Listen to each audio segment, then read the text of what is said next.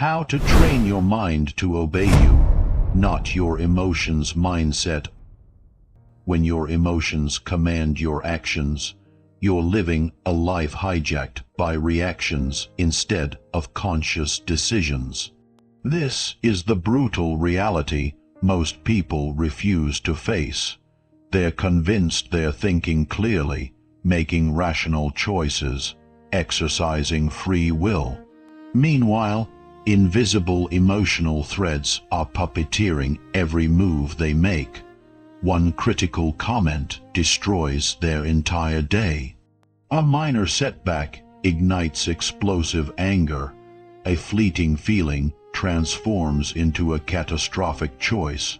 Gradually, these choices construct a life they never deliberately designed. This audiobook isn't about crushing your emotions. It's not about transforming into someone frozen, emotionless, or disconnected from your humanity. Emotions aren't your adversary. The crisis emerges when emotions seize the reins.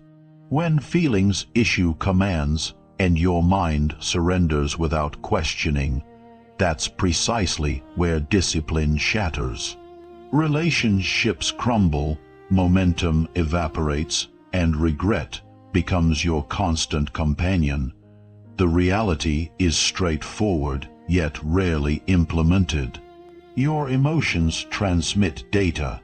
Your mind serves as the instrument, and you're designed to be the commander. When your mind lacks training, emotions commandeer control automatically. When your mind receives proper training, emotions continue communicating, but they no longer dictate orders.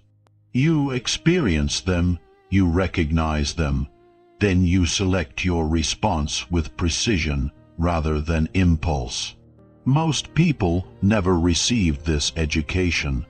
They learned expression, venting, reacting, following their feelings. They weren't taught the power of the pause. They weren't taught enduring discomfort.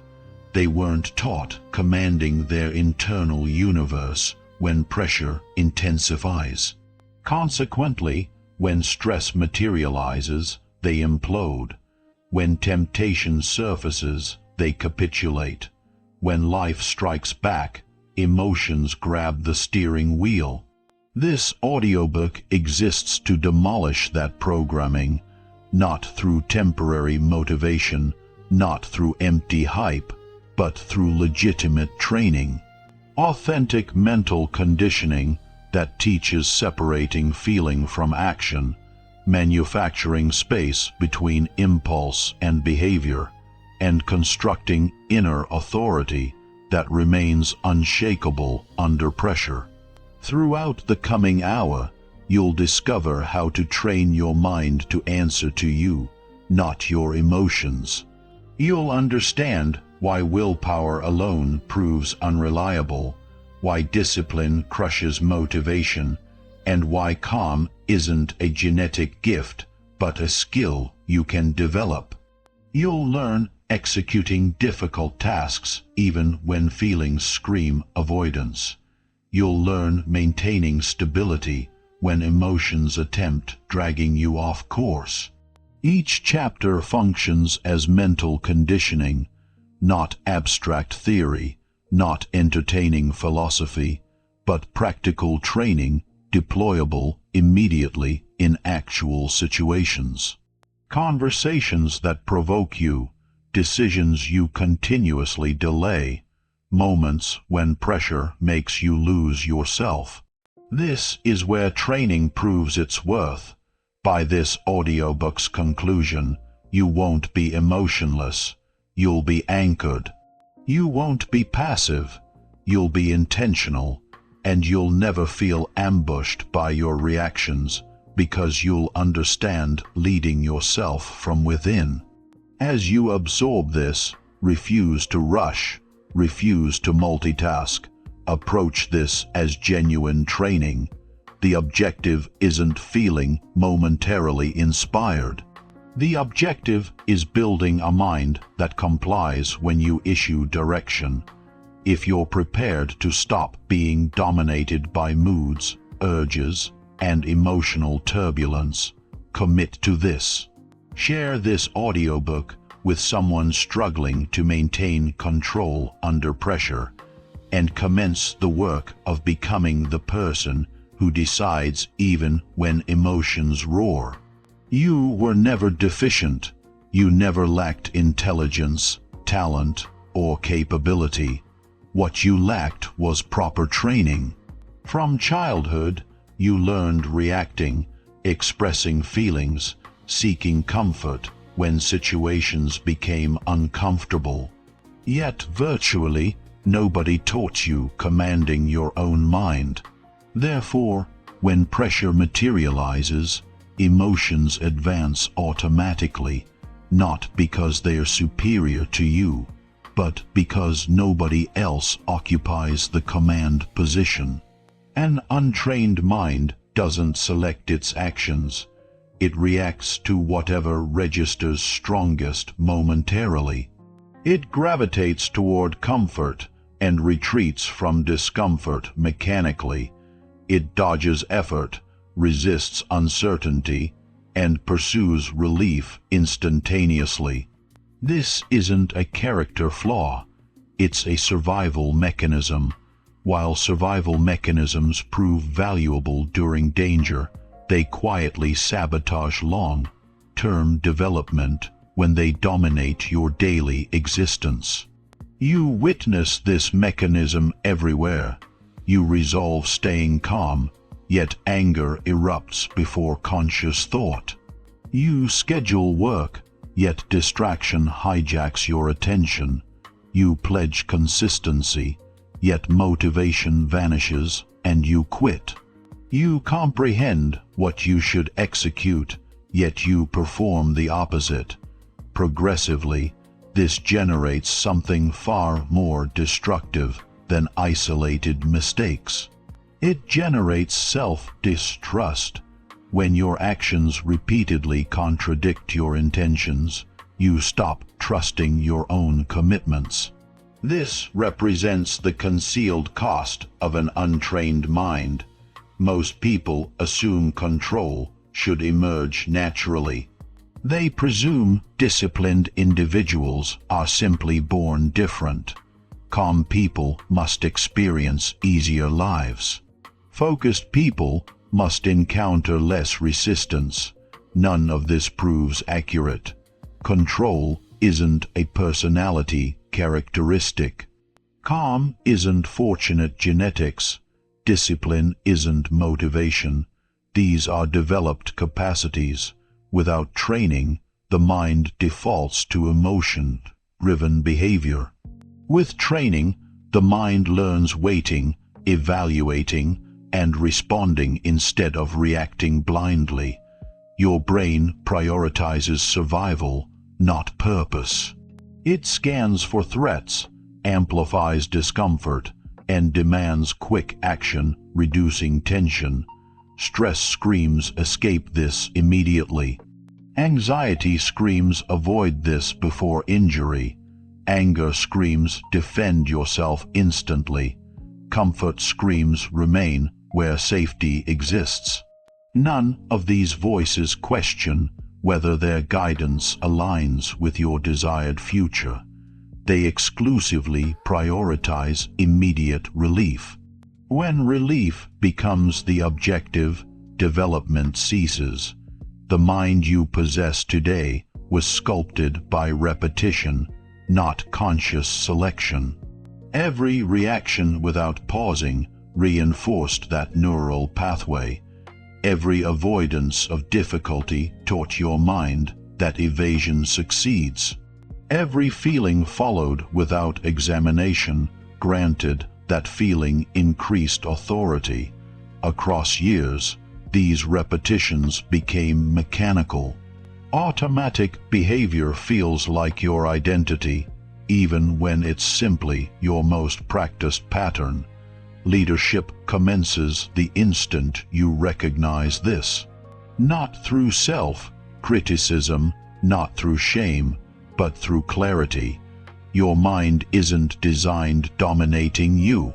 It's designed serving you, but service demands structure.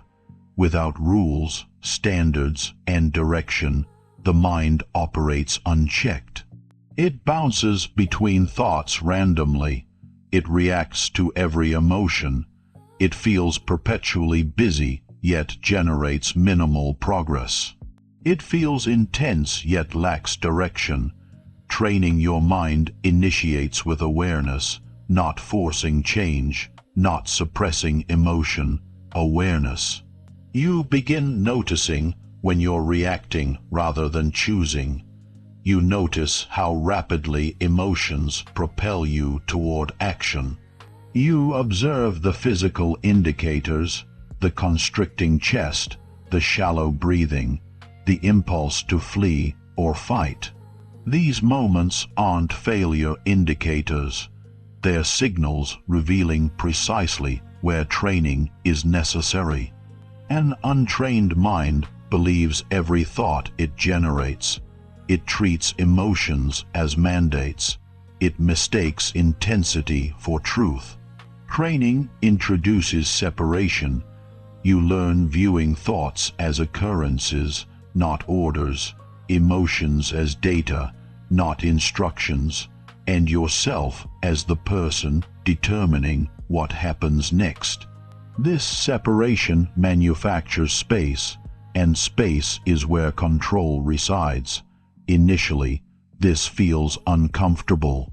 That discomfort is crucial. The mind resists losing authority. When you pause instead of reacting, the mind objects. It insists you hurry. It insists you resolve the feeling immediately. It pushes you back toward familiar patterns. This resistance isn't evidence that training is failing. It's proof that training has commenced. No system relinquishes control quietly. Leadership doesn't mean silencing emotion or pretending feelings don't exist.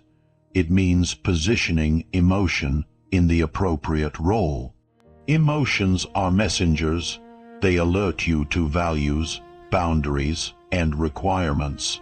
But messengers don't make decisions. When emotions lead, life becomes chaotic. When awareness leads, emotions become valuable information instead of destructive forces. This explains why countless people feel imprisoned by themselves.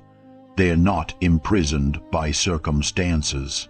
They're imprisoned by automatic reactions they never learned interrupting. They wait for motivation. They wait for the correct mood. They wait to feel prepared. While they wait, life continues advancing. Training teaches something different. You act first. You decide first. Your emotions follow. As you progress through this audiobook, understand this clearly. You're not attempting becoming someone else.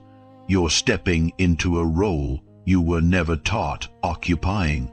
The role of inner commander, the person who can feel without obeying, the person who can experience emotion without being propelled by it, the person who can choose long-term direction over short-term comfort.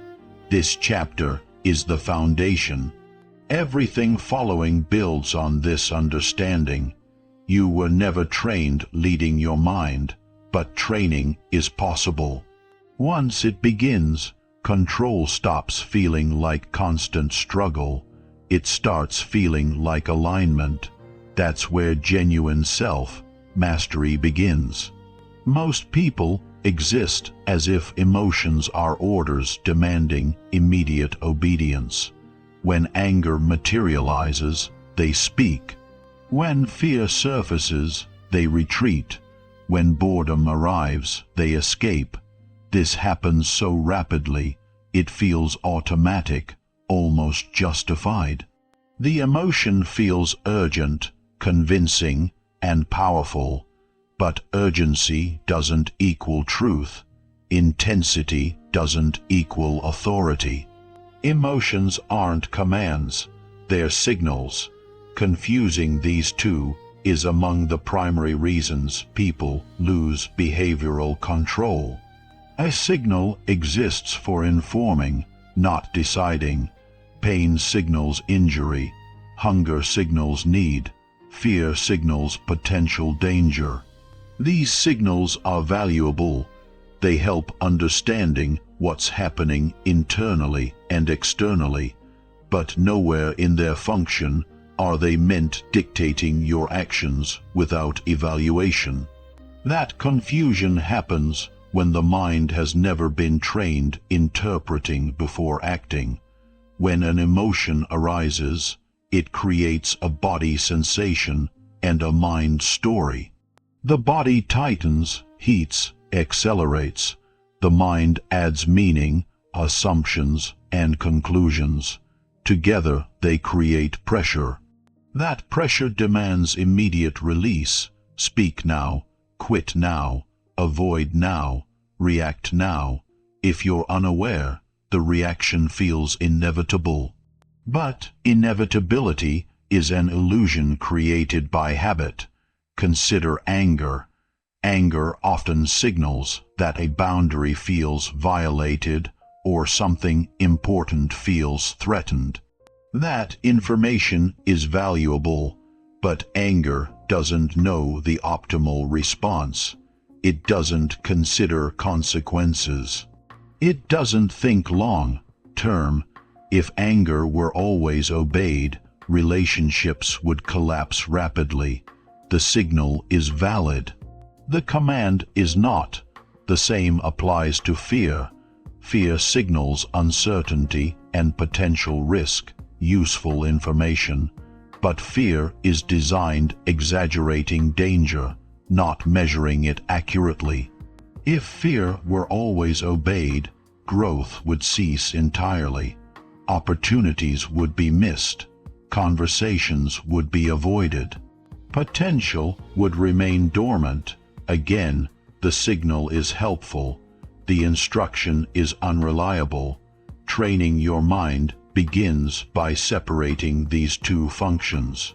You learn receiving the signal without surrendering authority. You feel the emotion completely, but you delay action. That delay changes everything. It creates a gap between feeling and behavior. In that gap, choice becomes possible. Most people never experience this gap. They believe feeling and doing are inseparable. I feel it, therefore I must act. This belief feels natural only because it's been practiced for years. It's not truth, it's conditioning. When you begin pausing, the mind resists. It insists that waiting is dangerous. It warns that if you don't act now, something terrible will happen. This is the emotional system protecting its position as leader. It thrives on immediacy. Slowing down threatens its control. Here's what training looks like practically. An emotion arises. You acknowledge it without judgment. You name it. This is anger. This is anxiety. This is frustration. Naming doesn't weaken the emotion, but it prevents fusion. You're no longer inside the emotion. You're observing it. That shift alone reduces its authority. Next, you remind yourself of a simple truth. Feeling something doesn't require acting on it. This statement sounds obvious, yet it's rarely lived. You can feel anxious and still speak. You can feel angry and still remain silent. You can feel discomfort and still do the difficult thing. The emotion doesn't disappear, but it loses its role as commander. This is where most people get confused. They think control means making emotions vanish. That's not control. That's avoidance. Real control means allowing emotions to exist without letting them decide. You stop negotiating with feelings. You stop waiting for them to change. You act based on values, not moods. Over time, this rewires the relationship between emotion and behavior. The mind learns that emotions aren't emergencies. They're experiences. They rise, peak, and fall if left alone. When you stop reacting automatically, emotions lose their grip faster, not because you fought them, but because you stopped feeding them through action. Another important shift happens here. You stop personalizing emotions. Instead of "I am angry," it becomes "anger is present." Instead of "I am anxious," it becomes "anxiety is here." This linguistic shift matters. It reinforces that emotions are temporary states, not identities. You are the observer, not the emotion itself. This chapter is about reclaiming authority. Authority doesn't come from force. It comes from clarity. When the mind understands that emotions provide data, not decisions, it stops panicking. It stops rushing. It begins trusting that you will handle things deliberately. There will be moments when this feels difficult. Strong emotions don't like being demoted. They will demand attention. They will exaggerate consequences. They will tempt you to react just this once. These moments are training grounds. Each time you pause, you strengthen leadership. Each time you act without obeying emotion, you reinforce a new pattern. Remember this clearly. You don't need eliminating emotion to live with control. You need interpreting emotion correctly. Signals inform, leaders decide. When you confuse the two, chaos follows. When you separate them, calm becomes possible even in difficult situations. As you continue listening, keep this principle close. Feel everything, obey nothing automatically. Let emotions speak. Let your trained mind choose the response. This is the foundation of self-command. Everything transforms in the pause. Not the extended pause you take on vacation, but the brief, almost invisible pause between feeling something and acting on it. This is where control is either claimed or lost. Most people never experience this pause. Their emotions convert straight into behavior. Feeling becomes action without interruption. When that happens, choice disappears. The pause isn't natural. It's trained. When an emotion rises, it creates momentum. The body tightens. The breath shortens. The mind narrows its focus. This momentum pushes toward immediate release. Speak now, escape now, defend now. That urgency feels real, even dangerous. But urgency is often just discomfort demanding relief. If you act inside that urgency, you reinforce the belief that emotions must be obeyed quickly. If you pause even briefly, you break that belief. Most people assume that pausing means hesitation or weakness. In reality, pausing is strength. It's the moment you step out of autopilot. It's the moment you move from reaction to response. Without a pause, there is no leadership.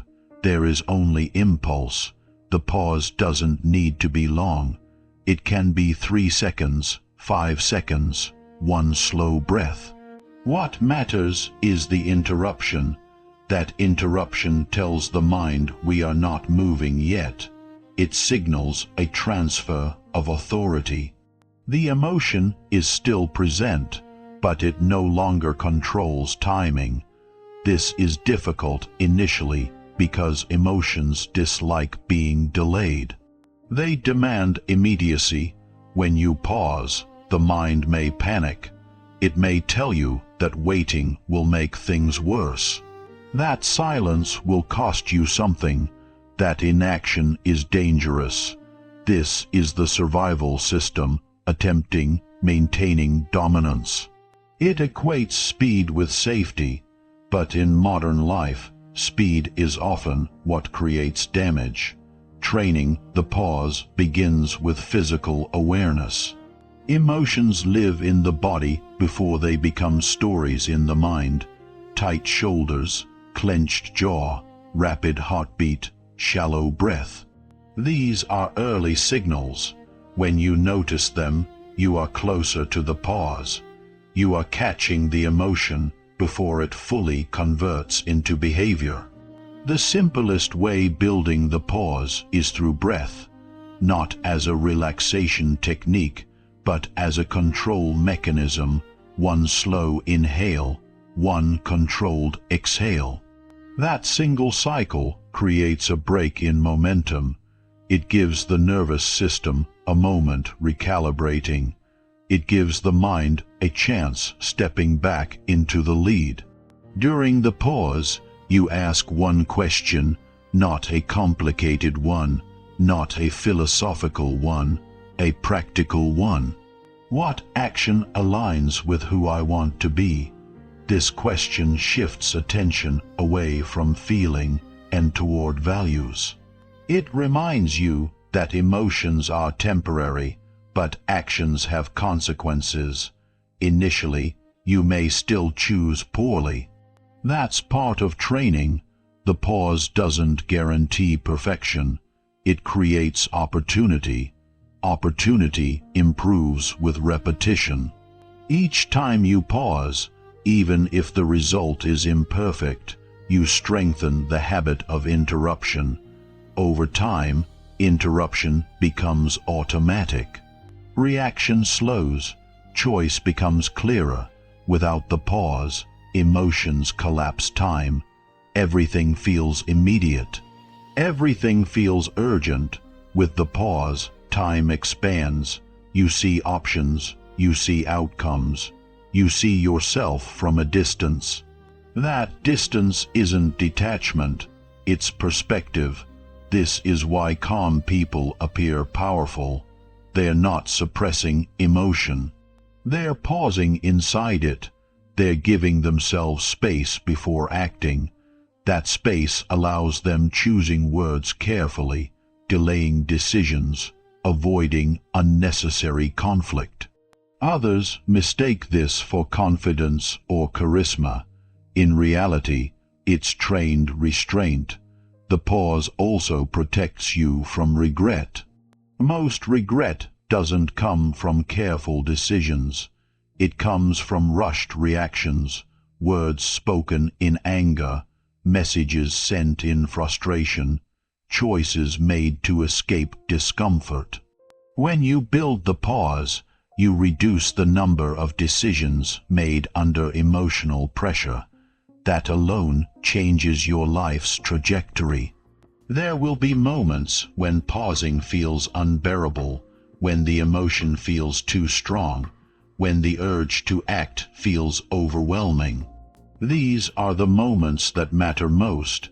If you can pause here even briefly, you are strengthening the deepest layer of self-control. You are proving to yourself that feelings don't dictate behavior. Pausing doesn't mean doing nothing forever. It means delaying action long enough to decide deliberately. Sometimes the right choice is speaking. Sometimes it's walking away. Sometimes it's waiting. The pause doesn't tell you what to do. It gives you the ability choosing. As you practice this, you will notice a shift. Emotions begin losing their urgency, not because they disappear, but because they learn that rushing no longer works. The mind learns that it won't be dragged into action by intensity alone. That lesson rewires behavior at a deep level. This chapter is about reclaiming time. A few seconds between feeling and action may seem insignificant, but those seconds accumulate. They create a new pattern, a new identity, someone who doesn't react blindly, someone who doesn't hand control to every emotion that appears.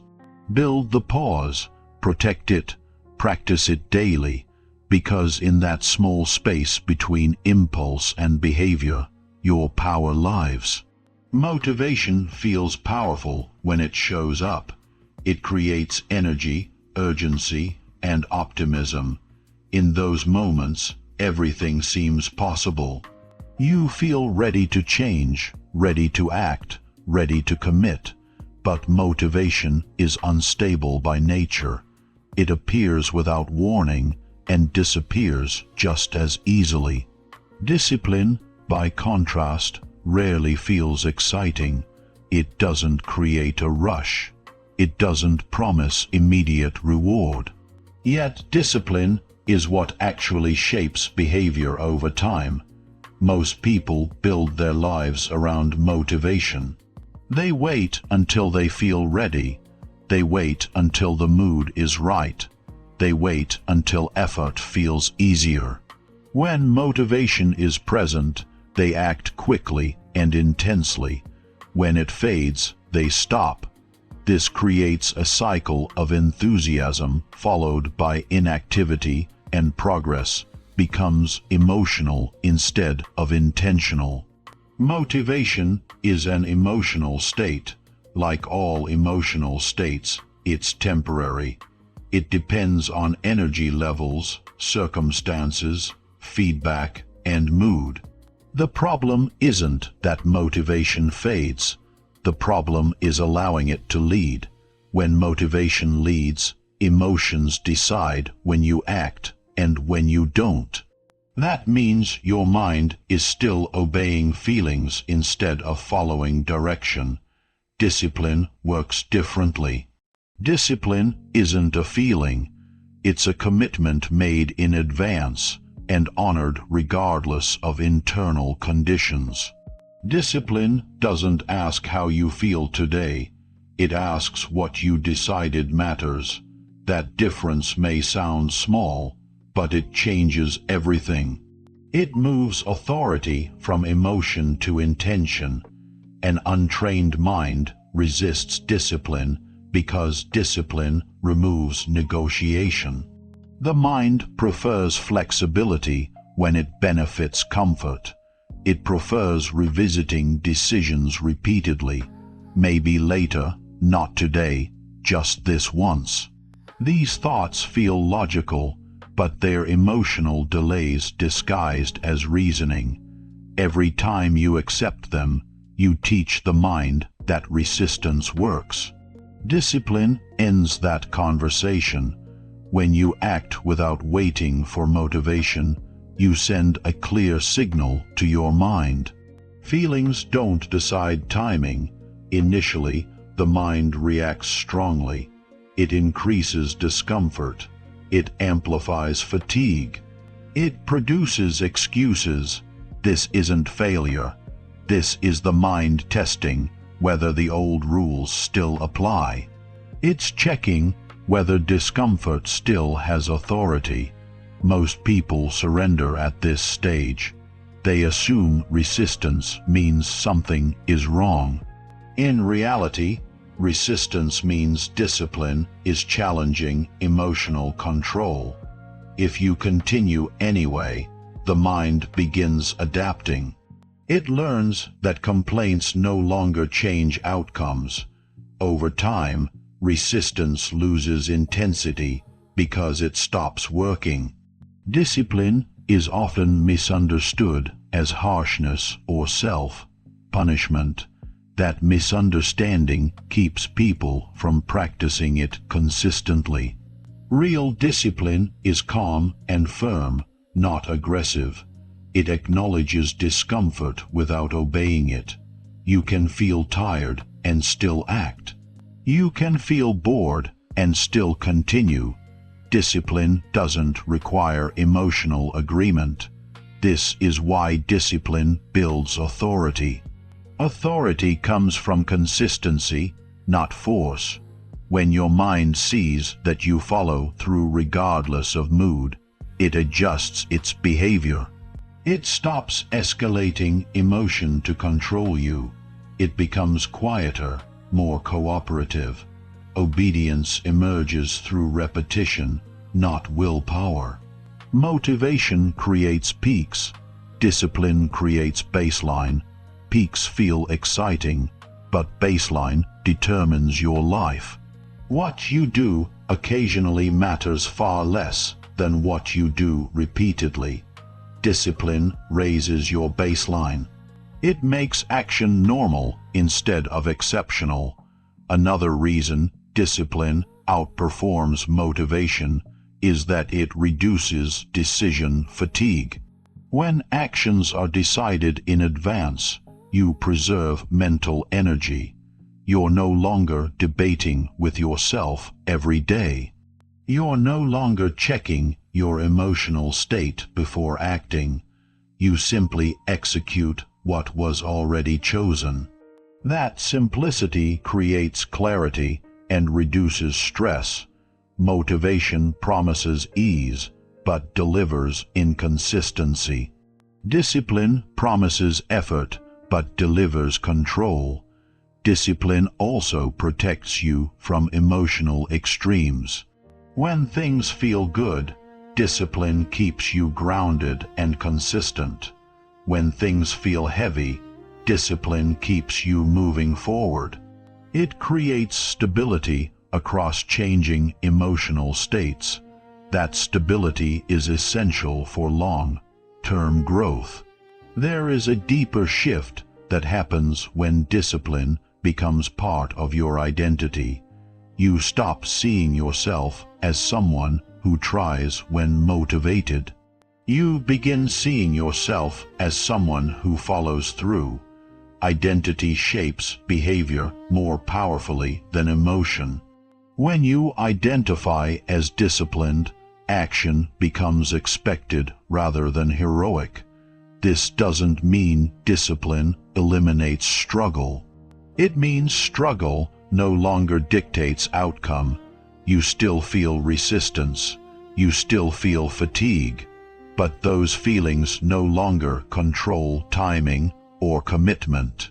They exist alongside action instead of blocking it. Initially, discipline feels heavy because the mind is unused to it. Over time, discipline feels lighter than emotional chaos. Routine replaces internal conflict. Execution replaces overthinking. The effort shifts from deciding to doing. That shift frees mental space and builds confidence. Confidence doesn't come from feeling good. It comes from keeping promises to yourself. Discipline is how those promises are kept. Each follow-through strengthens trust in yourself.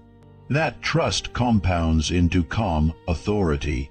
Discipline also reshapes how the mind interprets discomfort. Instead of seeing discomfort as a threat, the mind learns seeing it as part of the process. Effort stops feeling personal. Resistance stops feeling meaningful. It becomes background noise instead of a command. This chapter is about choosing what leads your life. If motivation leads, emotions decide. If discipline leads, you decide. The mind obeys what is enforced consistently, not what feels intense in the moment. As you move forward, stop waiting for the right mood. Stop asking how you feel before acting. Decide once clearly, then follow through. Even when emotions protest, when your mind realizes that you no longer negotiate with feelings, it adapts. When it adapts, obedience becomes natural. Discipline doesn't remove emotion from your life. It puts emotion in its proper place.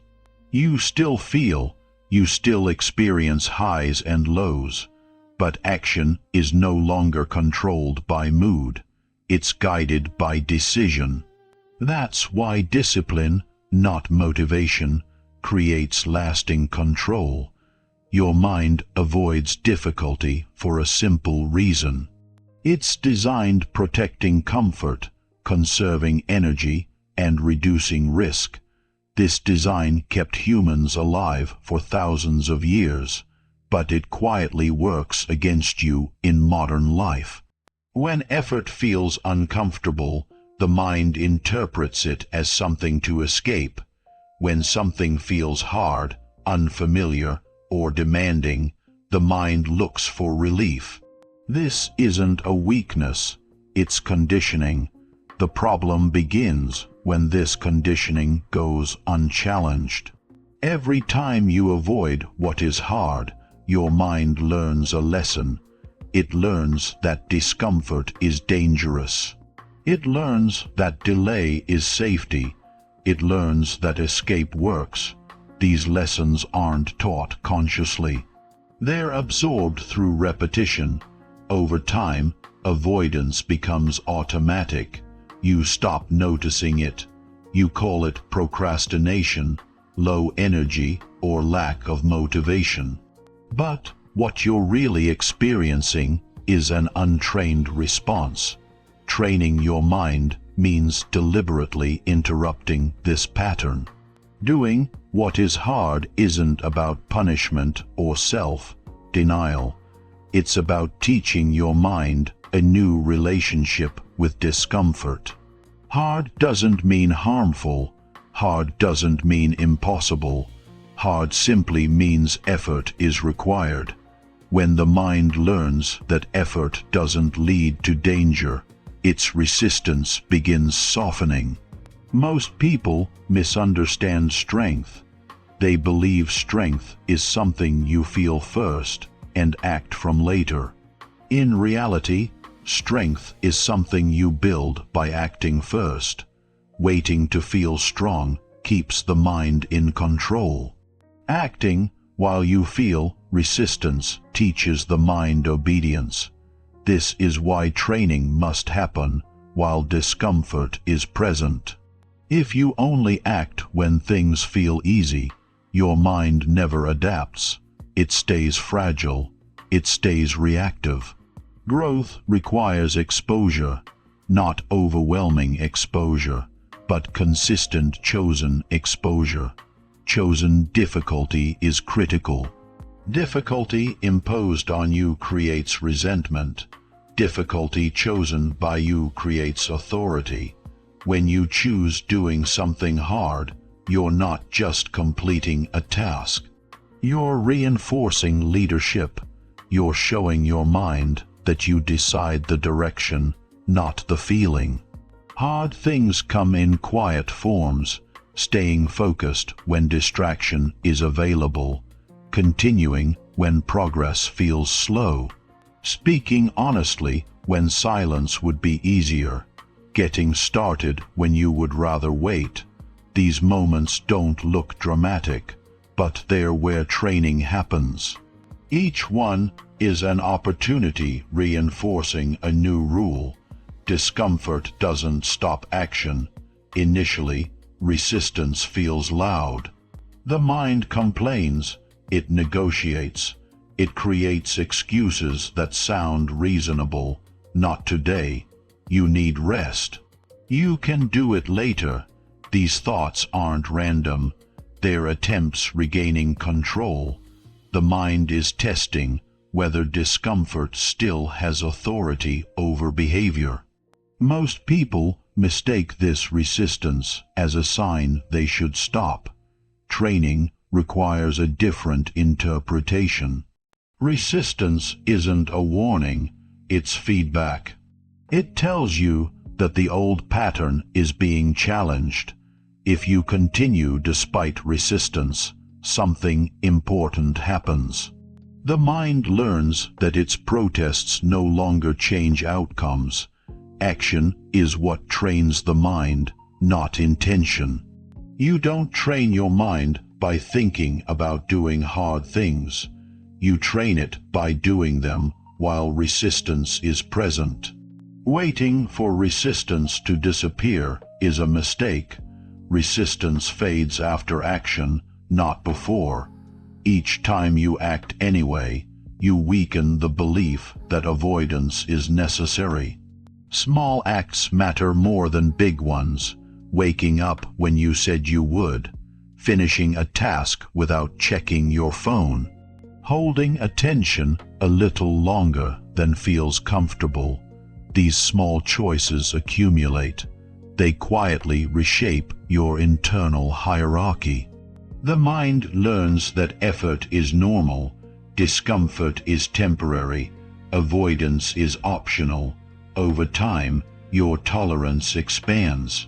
What once felt overwhelming begins feeling manageable. This doesn't mean life becomes easier. It means you become more capable. Your threshold rises. Stress that used to derail you becomes something you can carry without collapsing. There will be days when you fail, days when comfort wins, days when you avoid.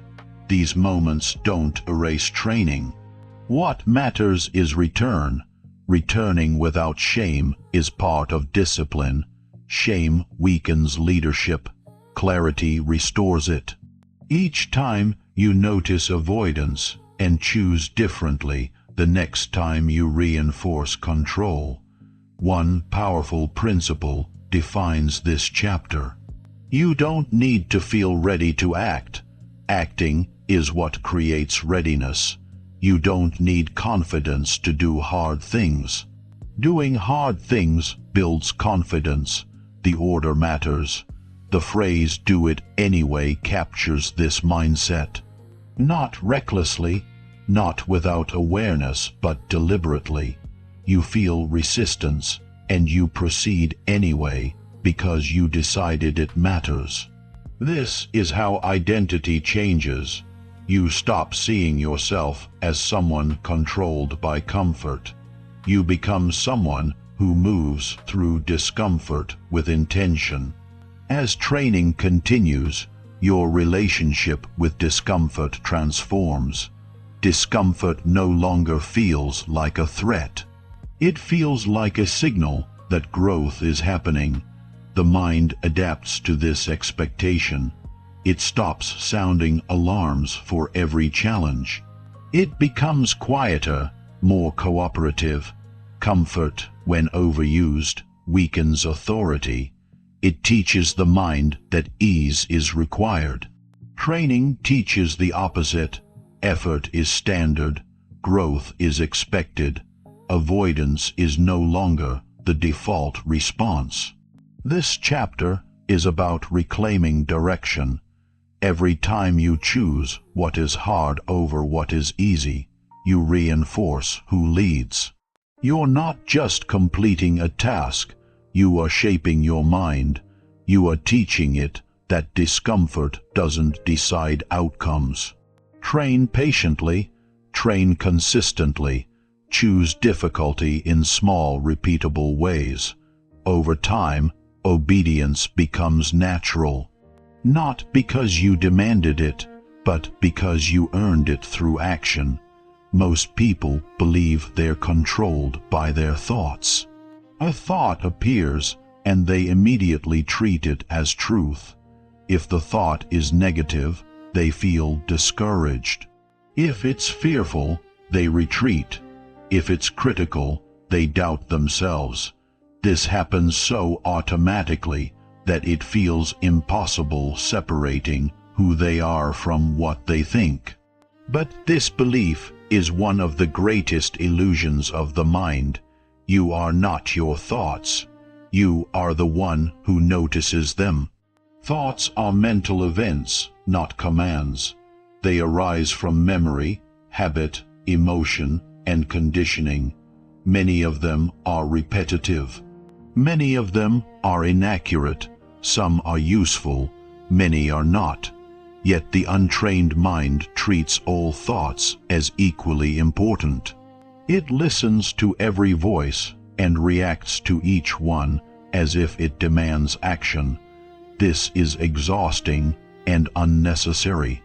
The mistake most people make is trying to fight their thoughts. They argue with them. They try replacing them. They attempt forcing positivity. This approach rarely works.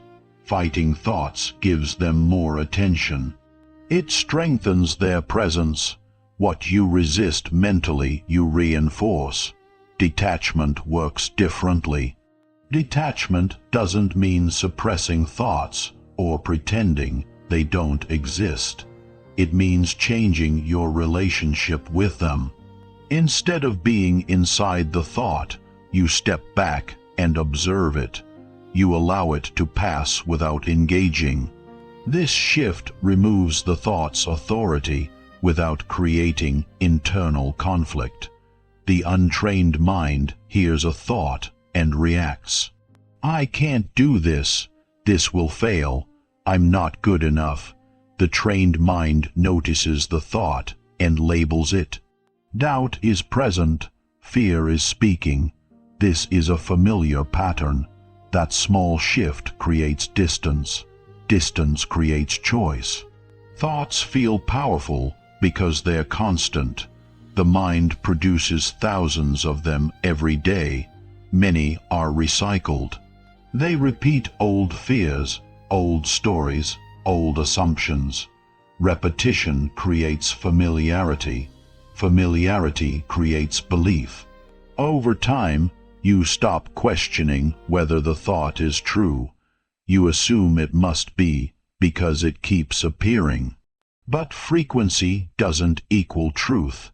Training your mind means learning to let thoughts exist without letting them lead.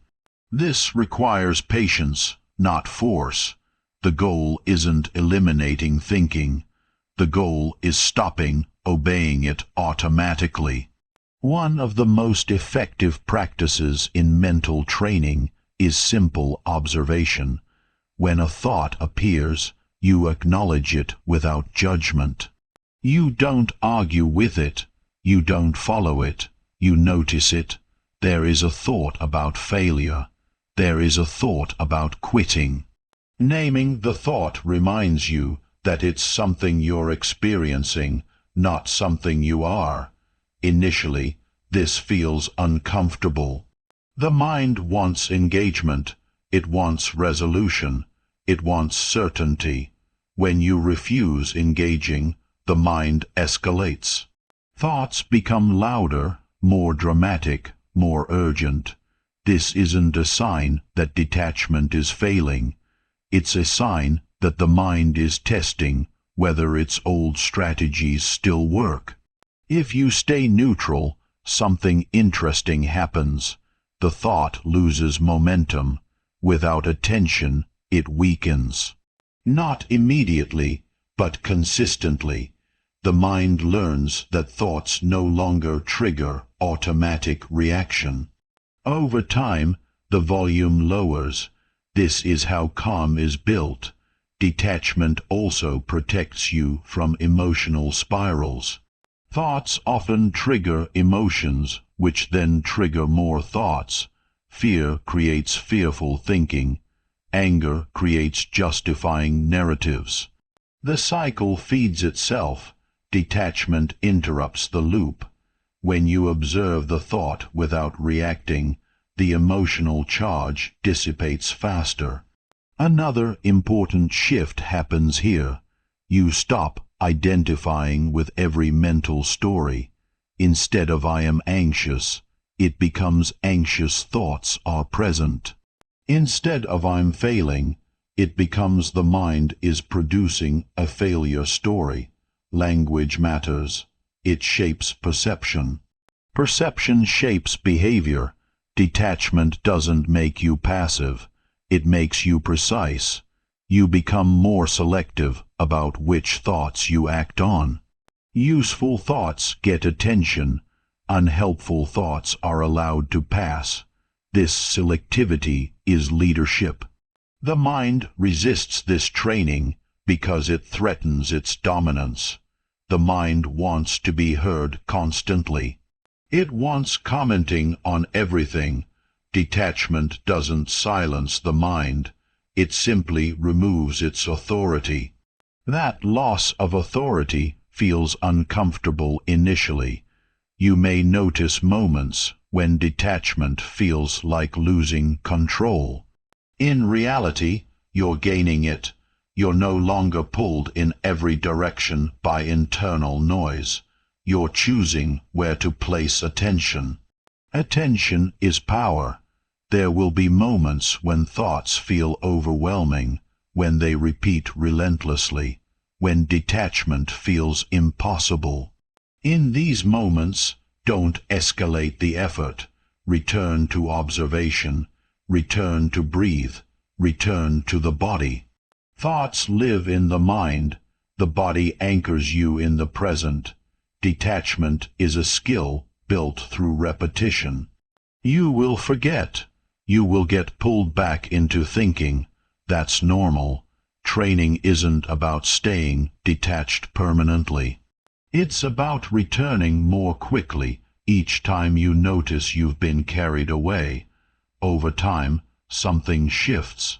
Thoughts still appear, but they feel lighter.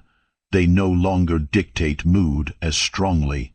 They no longer decide action automatically. You begin experiencing space between thought and response. That space is freedom. This chapter is about reclaiming your role as observer. Thoughts can exist without control. Emotions can rise without command. You don't need fighting your mind to lead it. You need stopping, obeying every voice it produces. Detach gently. Observe consistently. Act deliberately. When thoughts lose their power to command, the mind becomes quieter. In that quiet, real control begins emerging. Calm is often misunderstood. Many people believe calm is something you either have or don't, a personality trait, a natural temperament. They assume calm people are simply less emotional, less sensitive, or less affected by pressure. This belief is comforting because it removes responsibility, but it's also false. Calm isn't a trait. Calm is a trained response. When emotions try taking over, the body reacts first. Heart rate increases, breathing shortens, muscles tense, attention narrows. The system prepares for action. This response is automatic. You don't choose it. What you choose is what happens next. Calm is built in that next step. Most people confuse calm with suppression.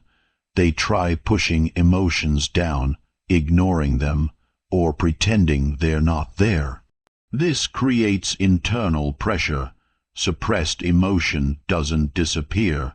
It waits. Then it returns stronger, often at the worst possible moment. Staying calm isn't about denying emotion. It's about regulating your response while emotion is present. The trained mind understands this distinction. When pressure hits, the untrained mind panics. It interprets emotional intensity as danger. It rushes to reduce discomfort as fast as possible.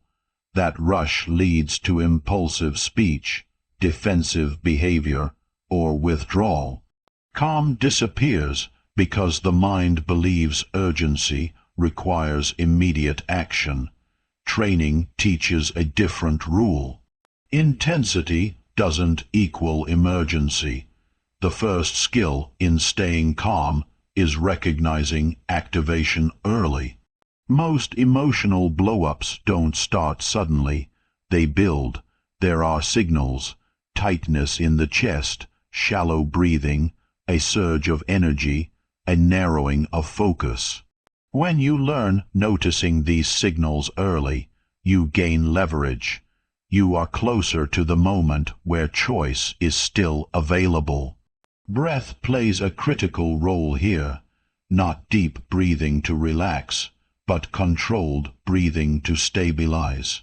Slow, deliberate exhales tell the nervous system that immediate action isn't required. This doesn't eliminate emotion. It lowers its volume enough for awareness to return. Awareness is the foundation of calm. Posture matters more than most people realize. When emotions rise, posture often collapses or tightens. Shoulders hunch, jaw clenches. The body communicates stress to the mind. Adjusting posture sends a different message. Upright spine, relaxed shoulders, unclenched jaw. These small physical shifts support emotional regulation. Calm is supported by the body, not just the mind. Another key element of calm is internal language. When emotions surge, the mind often escalates the situation with dramatic narratives. This is unbearable. I can't handle this. Something is wrong. These statements increase intensity. Training replaces them with neutral observation. Strong emotion is present. Pressure is rising. Neutral language reduces threat perception. Reduced threat perception restores control. Calm also requires permission to not act immediately. Many people believe staying calm means resolving the situation quickly. In reality, staying calm often means delaying response, silence, stillness, waiting. This delay is uncomfortable, especially when emotions want release. But delay is what prevents escalation. When you don't react immediately, you interrupt the emotional loop. Emotions rise on peak and fall if not fed by action. Reacting feeds them. Calm starves them of momentum. This doesn't mean avoiding the issue. It means choosing timing instead of surrendering to urgency. Pressure reveals training. Anyone can appear calm when things are easy. Calm under pressure is where skill shows. This is why training must include exposure to stress. Not overwhelming stress, but manageable stress. Difficult conversations, time constraints, unexpected changes. Each exposure is an opportunity practicing regulation. You won't stay calm perfectly. There will be moments when emotions break through.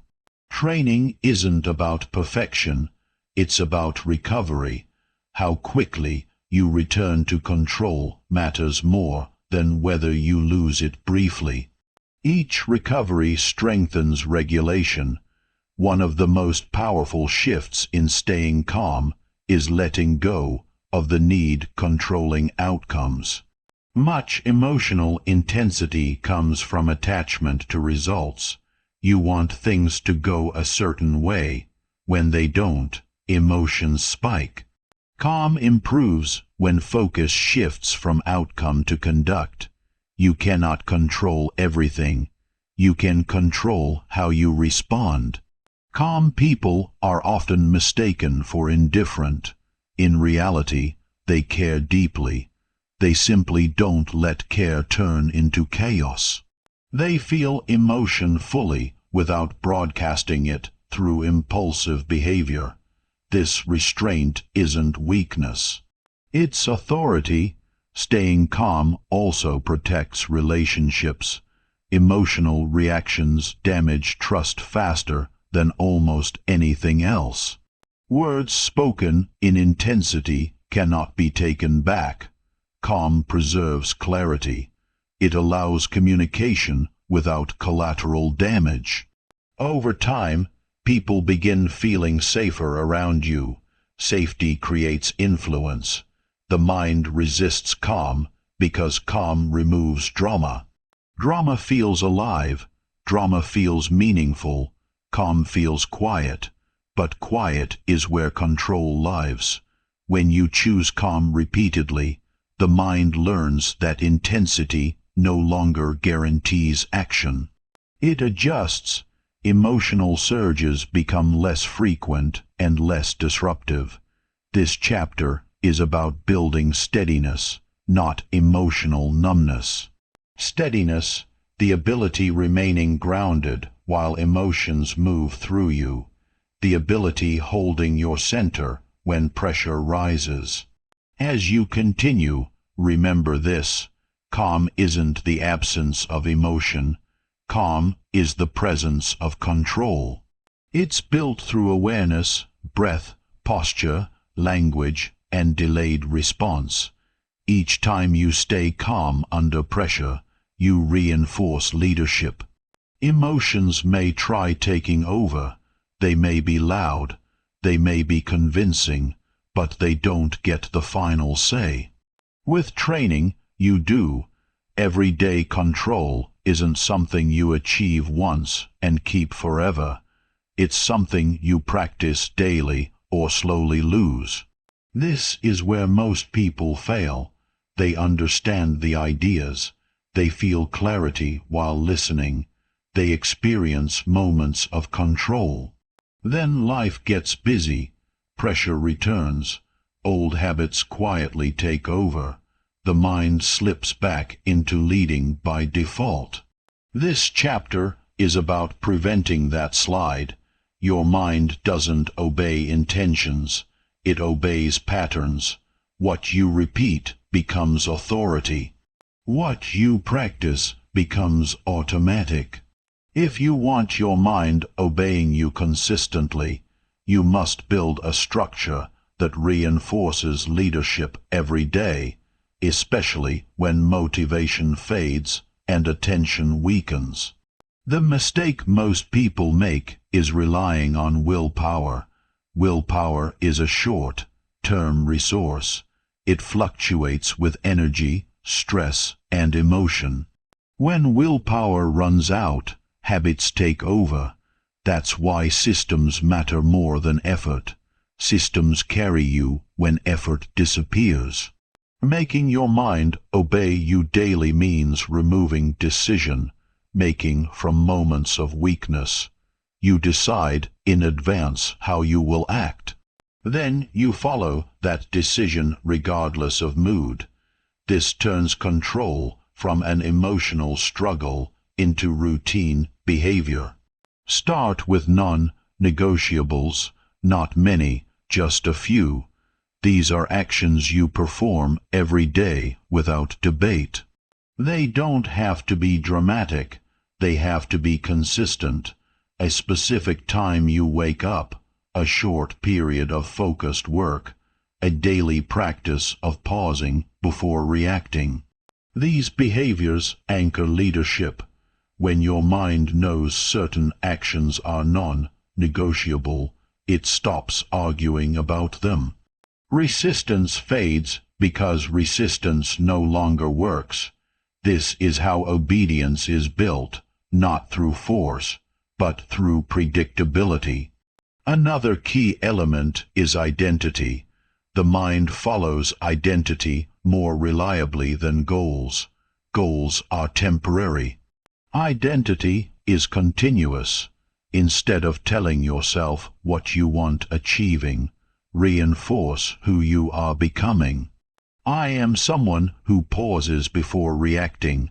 I am someone who finishes what I start. I am someone who does hard things daily. These statements aren't affirmations. They're reminders of standards you enforce through action. Every time you act in alignment with that identity, it strengthens. Every time you act against it, it weakens. The mind learns quickly. It follows what you repeatedly prove, not what you promise.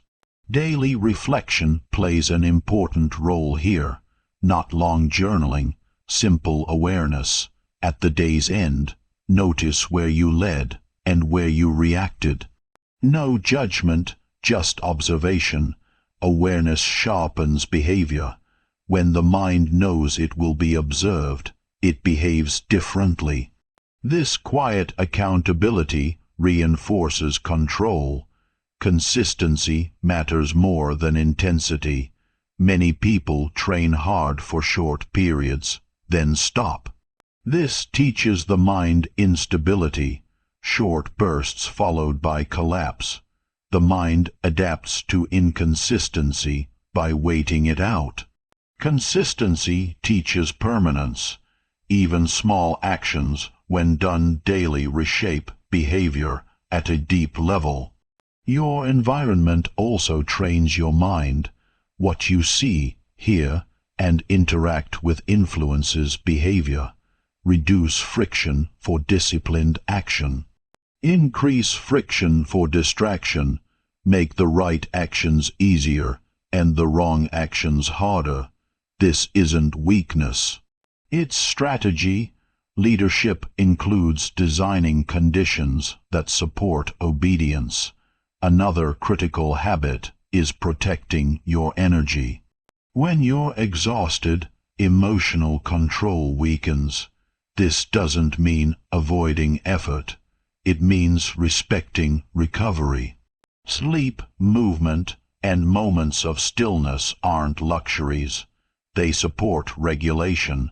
A regulated nervous system makes leadership easier. There will be days when you slip, days when emotions win, days when you react. These days don't undo training. What matters is response. Do you spiral into self-criticism, or do you return to practice immediately? Returning quickly is a sign of control. Delaying return is how habits decay. The mind tests leadership occasionally. It pushes boundaries. It looks for exceptions. Just this once. Leadership means recognizing these tests and responding consistently. Consistency is what convinces the mind that you're serious. Over time, obedience begins feeling natural. You stop forcing control. You stop negotiating constantly. Decisions feel simpler. Reactions slow down. Calm appears more quickly. This isn't because life became easier. It's because your internal system became stable. Making your mind obey you every day doesn't mean becoming rigid or robotic. It means becoming reliable. You can adapt without collapsing. You can feel emotion without surrendering control. You can face difficulty without retreating. This is the final shift. Control is no longer something you chase. It's something you maintain. Like physical strength, it fades when neglected and grows when practiced. As you move forward, remember this principle. What you repeat, you command. Every pause you practice. Every hard thing you complete. Every emotion you feel without obeying. These moments accumulate. They form identity. They build authority. Train daily. Lead consistently. Let obedience emerge from structure, not struggle. When your mind knows you will follow through, it stops resisting. When resistance fades, control becomes your default. Control was never meant turning you into someone cold, rigid, or disconnected from life. True control isn't emotional suppression, and it isn't constant self-force. Control is leadership. It's the quiet ability staying present, steady, and deliberate while emotions move through you. That leadership always begins on the inside. Throughout this audiobook, one central truth has been repeated in different forms. Your emotions aren't the enemy. Your thoughts aren't the problem. The real issue appears when either of them is allowed leading unchecked. When emotions decide timing, when thoughts dictate direction, when reactions replace choice, that's where people lose themselves, not because they're weak, but because they were never taught leading their inner world. You have now seen that leadership is trainable. You learned that your mind was never trained to lead, only to react. You learned that emotions are signals, not commands. You learned how building a pause between feeling and action, and why that pause is the foundation of self-control. You learned why discipline outperforms motivation, why doing hard things builds obedience, and why detaching from thoughts creates clarity rather than conflict. You learned that calm isn't a personality trait, but a practiced response. Finally, you learned that control isn't achieved once, but reinforced daily through structure and consistency. None of this requires perfection. Perfection is another illusion that keeps people stuck. What matters is repetition. Small decisions made consistently, each pause you practice, each moment you feel discomfort and stay anyway. Each time you act without waiting for the right mood. These moments seem ordinary, but they compound over time. They reshape how your mind responds to pressure. At some point, something subtle but powerful happens. You stop feeling surprised by your own reactions. You stop breaking promises to yourself. You stop living at the mercy of moods. Your responses slow down. Your decisions feel cleaner. You begin trusting yourself, not because you always feel confident, but because you know you will follow through even when emotions protest. That trust is the foundation of real confidence. Life will continue challenging you. Stress will appear. Emotions will surge. Thoughts will argue. None of that disappears. What changes is your position. You're no longer inside the storm. You're standing above it, directing your response, feeling fully but choosing deliberately. Remember this principle as you move forward.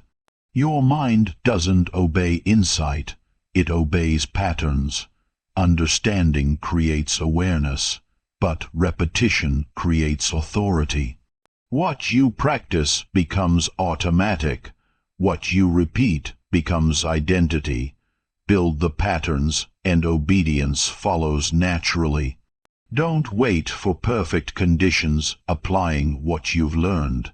Apply it in ordinary moments, in conversations that test your patience, in routines that require consistency, in moments when discomfort whispers that avoidance would be easier. Those are the moments that matter. Those are the moments where leadership is built. If this audiobook helped you see yourself more clearly, share it with someone who needs that clarity. Someone who feels controlled by reactions, emotions, or internal noise. Sometimes the most valuable thing you can give another person is a framework for self-command. As you return to your daily life, carry this with you. Emotions will speak, thoughts will appear, pressure will rise, but you decide. When your mind learns that your decisions are consistent, calm stops being effort, control stops being struggle. It becomes your default state. That isn't dominance, that is self-mastery.